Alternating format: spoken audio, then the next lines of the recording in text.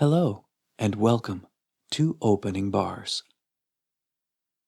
Despite the prevalence of this piece in popular culture, I'm guessing that many may not realize the origins of the flight of the Bumblebee. Not created as the showpiece we have come to know it, this was born rather as incidental music in Act 3 of the tale of the Tsar Saltan by Nikolai Rimsky-Korsakov. Within the context of the opera, there is an episode of frenetic magical activity leading to the close of the scene. For interest's sake, here is a 1 minute and 22-second soundbite from the orchestra of the Bolshoi Theater. The soprano is Elena Smolenskaya.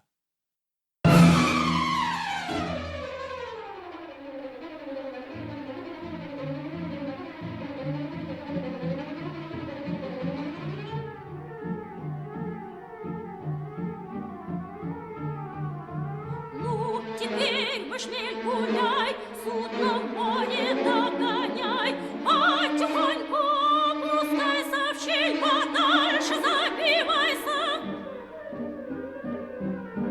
Будь здоров, Витон, лети, не достигнешь долготы.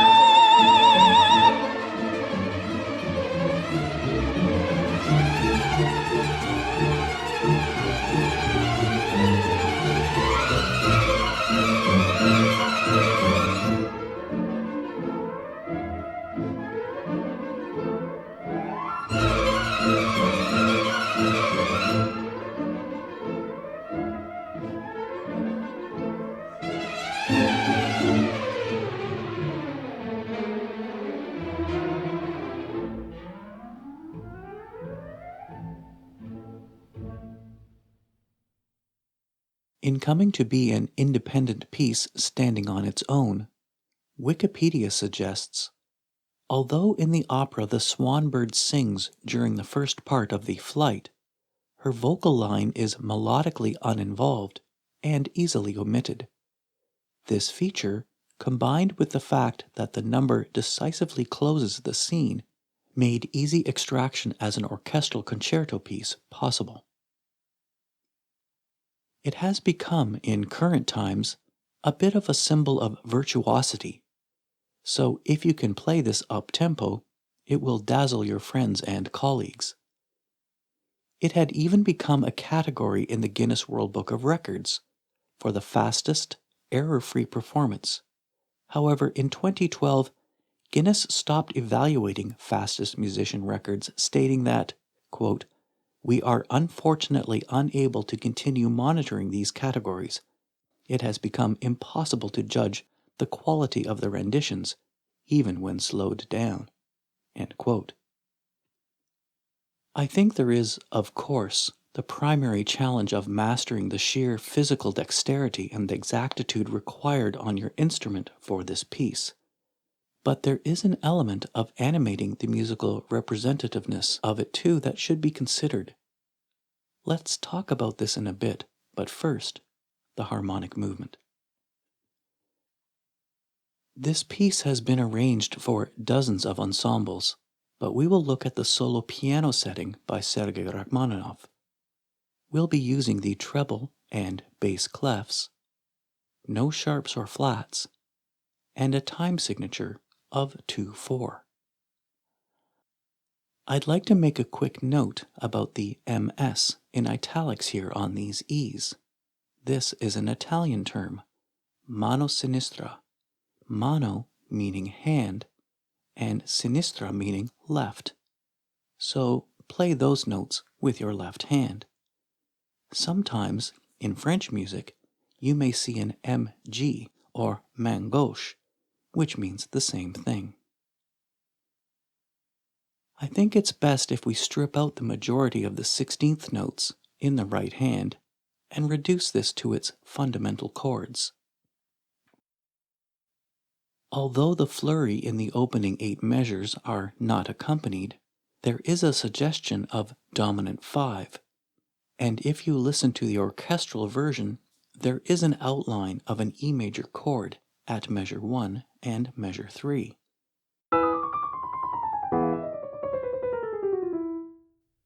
The first moment we feel 1, or the tonic, is here at measure 9 with an A minor chord. The harmony then bounces back and forth between this and a closed root position D major with the 7th in the right hand.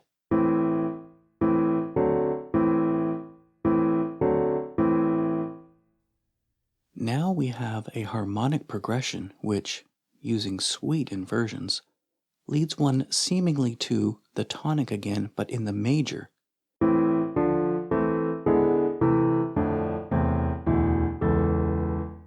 However, it's really the secondary dominant of the minor 4.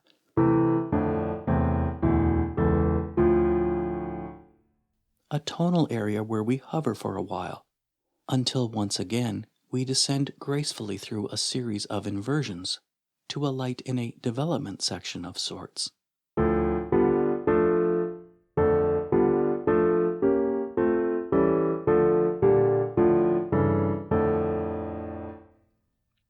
Notice in measure 22, I've labeled this as a 1 in second inversion in D minor.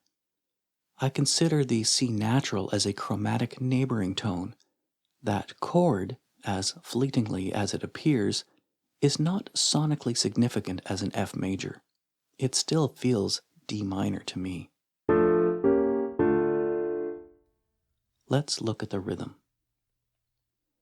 Well, it's pretty clear that the right hand is almost exclusively 16th notes, played in close chromatic groupings, except for a brief passage near the middle of the piece, which exposes one of Prince Gvidon's leitmotifs.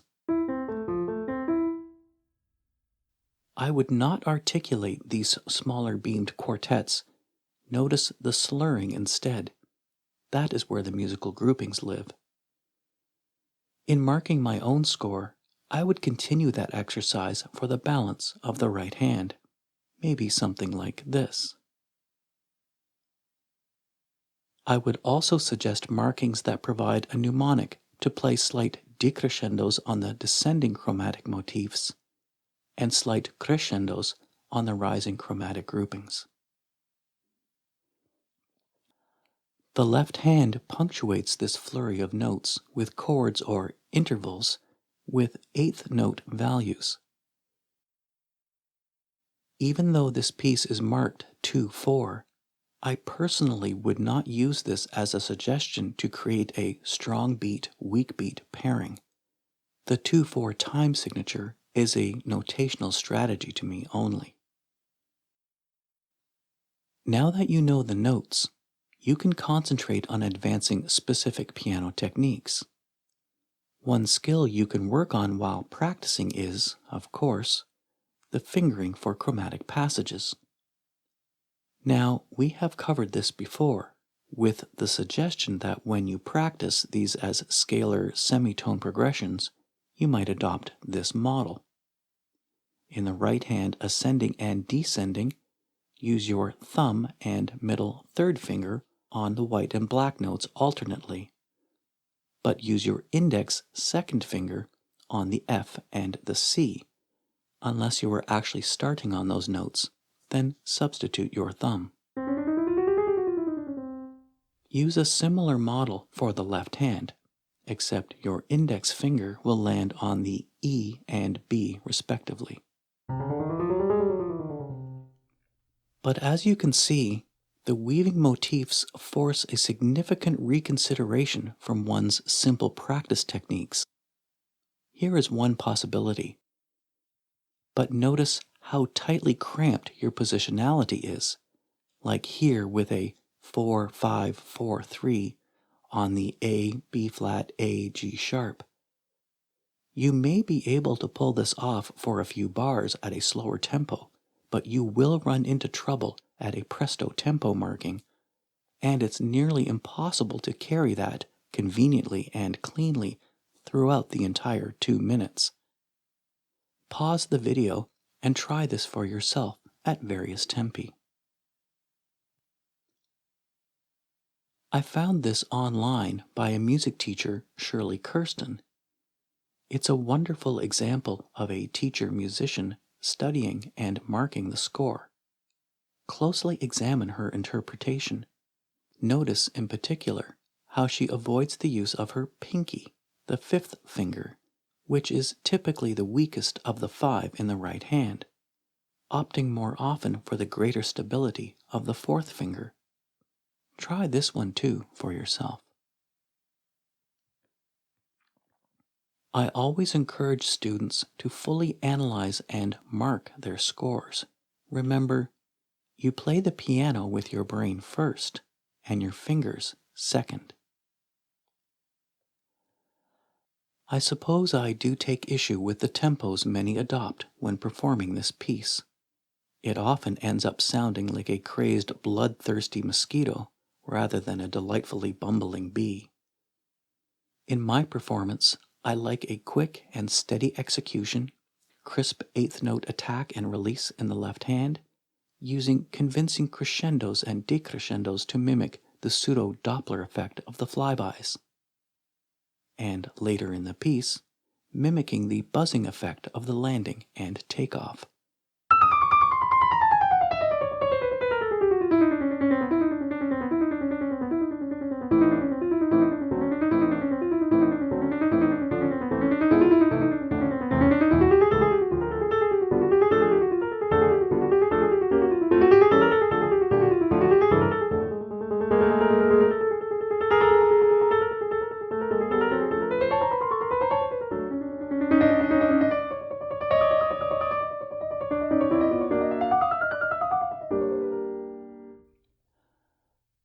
I'm intrigued by music that imitates animals.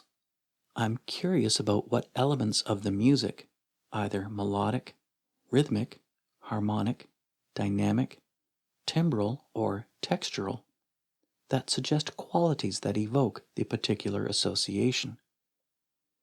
Perhaps you can listen to other representative pieces and ponder that question for yourself. Orchestral compositions such as Peter and the Wolf by Prokofiev, or Carnival of the Animals by Saint-Saëns. If you are looking for other piano pieces to try, there is the Catalogue d'Oiseaux by French composer Olivier Messiaen, or perhaps Le Chat et la Souris by Aaron Copland. I hope you enjoyed your lesson today. Remember, don't just play notes. Make music. Until next time, thanks for listening.